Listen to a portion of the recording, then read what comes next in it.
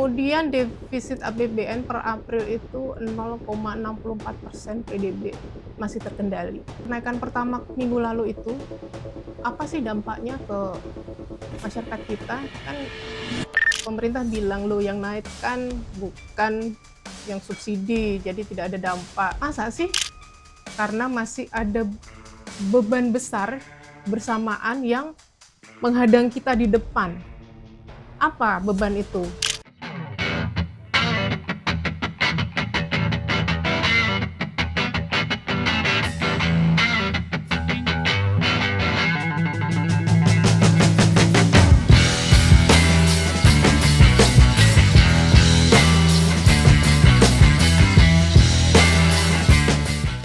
Halo sahabat logika, hari ini Logika Bicara kembali hadir untuk ngobrol santai, bahas yang sehari-hari kita hadapi aja. Bagaimana sebenarnya situasi dan kondisi ekonomi kita hari ini, terus rupiah juga apakah sudah menguat, apakah langkah-langkah yang dilakukan BI dan Kementerian Keuangan juga sudah sebegitu bagusnya sehingga hari ini dolar lumayan turun ya dibandingkan minggu lalu yang sampai tembus level psikologis tuh 18.000 per 1 dolar, sekarang itu sudah 17.700-an lah ya. Ngomongin juga soal kemarin kenaikan Pertamax yang disebut-sebut nggak ada imbasnya gitu kan ke masyarakat bawah. Emang beneran nggak ada imbas? Situasi ini tuh sampai kapan ya kita harus berada di situasi yang kita bisa bilang gonjang-ganjing. Nah, ini snapshot data makroekonomi hingga 15 Juni ini, per hari ini Senin. Kita lihat PDB Q1 kita, YoY itu 5,61%. Itu kuat banget. Kemudian proyeksi PDB 2026 itu melambat dari sekitar 4,7 sampai 5%. Untuk kurs rupiah hari ini ya menguat tipis ya, kita bilang 17.700-an ya. Kemudian BI rate masih 5,50%, naik 75 basis point. Inflasi Mei terakhir 2026 itu 3,08%, meningkat. Ya wajar lah ya, apa mahal. Kemudian defisit APBN per April itu 0,64% PDB, masih terkendali. Kenaikan pertamax minggu lalu itu, apa sih dampaknya ke masyarakat kita? Kan pemerintah bilang, "Loh yang naik kan bukan yang subsidi, jadi tidak ada dampak." Masa sih nggak ada dampak? Kalau kita bilang yang naik Pertamax aja, sebenarnya kalau kita cek fakta di lapangan, Pertalite itu udah nggak ada loh guys di beberapa SPBU ya. Ini data terakhir di lapangan itu di Bengkalis ya, di Jabodetabek, di Palangkaraya itu antrian dan panik buying. Bahkan 13 SPBU di Jakarta itu sudah tidak menjual lagi Pertalite. Eceran itu tembus 19.000 per liter di Bengkalis. Kalau katanya nggak berdampak ya itu terdampak juga. Orang panik buying karena mereka sudah seakan-akan memprediksikan nasibnya ini Pertalite ini akan seperti premium yang tiba-tiba hilang aja gitu di pasaran. Nah ini tuh walaupun pemerintah bilang gitu ya, menjamin Pertalite tidak akan naik hingga akhir 2026, tapi sinyal tadi penghapusan Pertalite itu nyata sekali gitu. Sama nasibnya akan seperti premium sepertinya. Apakah kehidupan ekonomi kita saat ini tuh lebih baik atau lebih buruk kira-kira? Tadi kalau kita lihat dari angka-angka yang saya sebutkan, yang snapshot tadi, secara angka sih kita masih terlihat solid ya.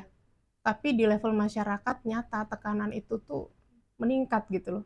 Karena kita lihat kan PDB Q1 itu tumbuh hanya 5,61. Itu pun berkat ditopang konsumsi rumah tangga yang tumbuh 5,52%. Angka ini tuh impresif gitu di atas kertas. Padahal kalau kita lihat proyeksi OECD gitu ya, pertumbuhan ekonomi kita itu akan melambat ke 4,7% gitu kan untuk secara keseluruhan tahun ini 2026.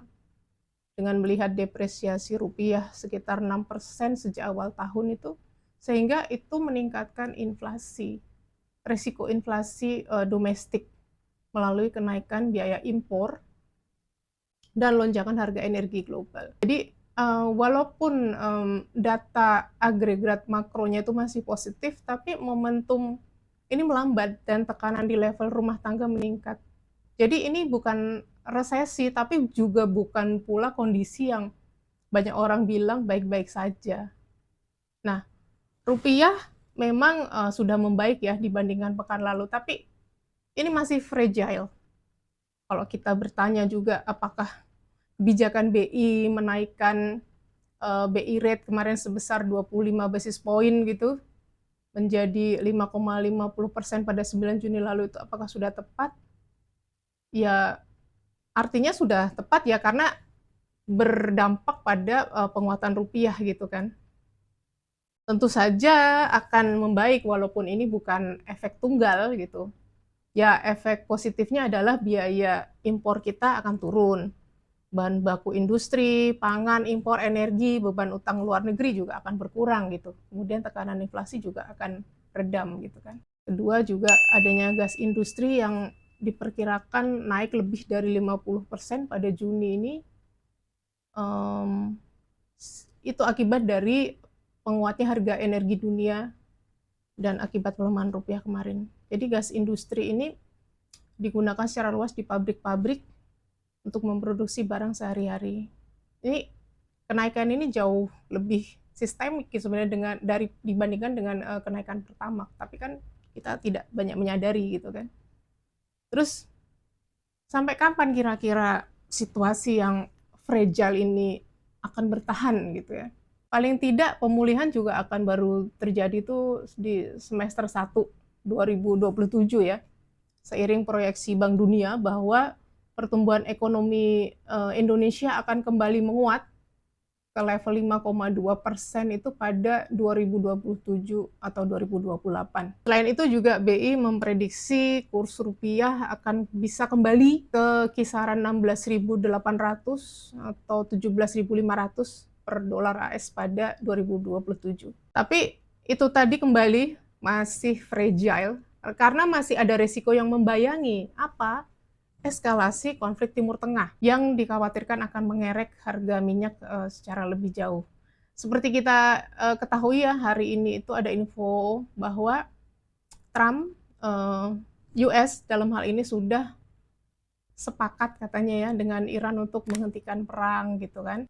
Kita harapkan gitu ya, dengan pernyataan tersebut itu akan tercipta kedamaian gitu loh, sehingga kita juga akan merasakan tidak akan merasakan lagi gejolak-gejolak seperti ini gitu. Kita berdoalah semoga situasi akan membaik gitu ya. Tadi saya menyampaikan bahwa ujian ini paling nggak akan terus berlangsung hingga akhir 2026. Di semester pertama ini kan kita akan segera lulus nih ya dengan situasi yang tidak menentu ini. Kemudian kita akan menghadapi semester 2 di mana sebenarnya ujian itu juga belum akan mereda gitu ya. Karena masih ada beban besar bersamaan yang menghadang kita di depan. Apa beban itu? Pertama, tembok utang. Tembok utang ini yang paling serius yang nilainya itu udah 833,96 triliun. Ini akan jatuh tempo ya di tahun ini dan ini rekor tertinggi dalam 1 dekade terakhir. Angka ini puncak tertinggi ya dalam siklus pembayaran utang selama periode 2025 hingga 2026. Nah, kemudian tantangan kedua yang akan menghadang di semester 2 ini apa? Shortfall pajak. Kalau kita lihat data dari CSIS itu kan stimulus fiskal ini belum begitu berdampak signifikan bagi pertumbuhan kita gitu kan. Sementara penerimaan pajak kita malah mengalami shortfall. Nah, inilah yang mendorong defisit fiskal makin besar dan beresiko mendekati atau bahkan melampaui batas 3% dari PDB.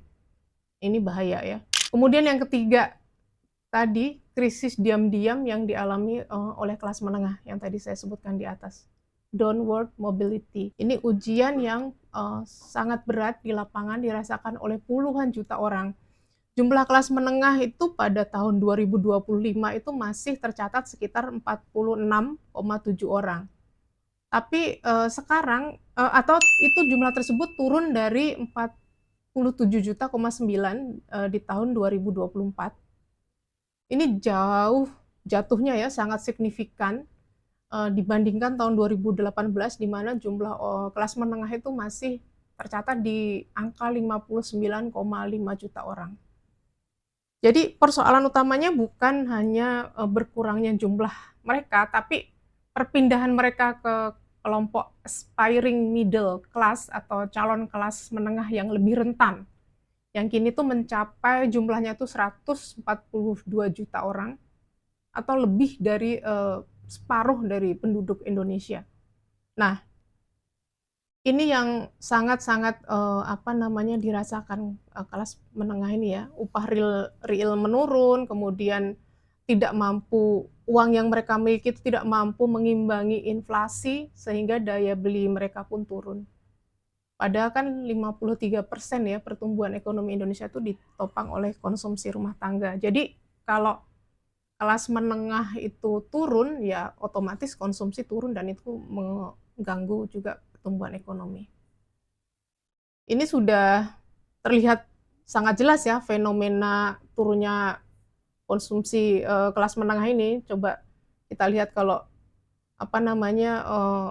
mereka juga sudah mengurangi begitu, walaupun masih tetap nongkrong di kafe, minum kopi, tapi mereka sudah mikir gitu loh, udah kayak lebih baik saya mengurangi deh frekuensinya yang dulu setiap hari misalnya bisa nongkrong, nongki-nongki. Nah, mereka sudah mulai berpikir oke, saya lebih baik mengurangi jajan gitu kan. Nah, ini disebut silent demand destruction.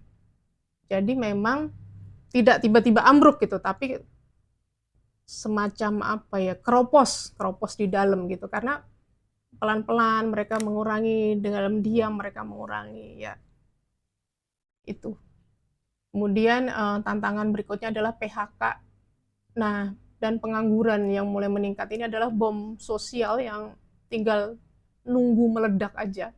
Karena kalau kita melihat angka pengangguran nasional itu memang turun ke 4,68% per Februari, tapi angka agregat itu menyembunyikan ketertekanan di bawahnya. Jumlah PHK sepanjang Januari hingga Maret 2026 itu sudah mencapai lebih dari 14.000 orang. Dan gelombang PHK baru itu masih mungkin sangat terjadi dalam beberapa bulan ke depan. Jadi untuk teman-teman yang masih punya pekerjaan di luar sana, bersyukur gitu, karena resiko PHK ini sangat tinggi. Ya, dan itu adalah kenyataan pahit yang harus kita terima. Kelompok usia 15-20 tahun ini menghadapi tantangan terbesar ya, dengan tingkat pengangguran mencapai 16,36%.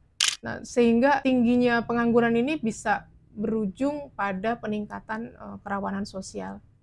Ketika kelompok usia produktif sudah tidak lagi mendapatkan akses pekerjaan, nah itulah yang bisa kita bayangkan bersama gitu ya, akan munculnya meningkatnya kriminalitas gitu kan, karena mereka sudah tidak tahu lagi gitu kan, usia produktif seperti itu tiba-tiba kehilangan pekerjaan, jadi ya harus mewaspadai ya potensi kerawanan sosial.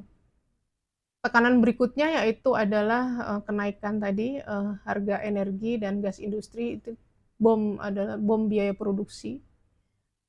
Diawali dengan kenaikan Pertamax pekan lalu, terus kemudian disusul oleh harga gas industri yang diperkirakan naik 50% pada Juni bulan ini, dari semula 13 sampai 14 US dollar per MMBTU menjadi sekitar 21 US dollar.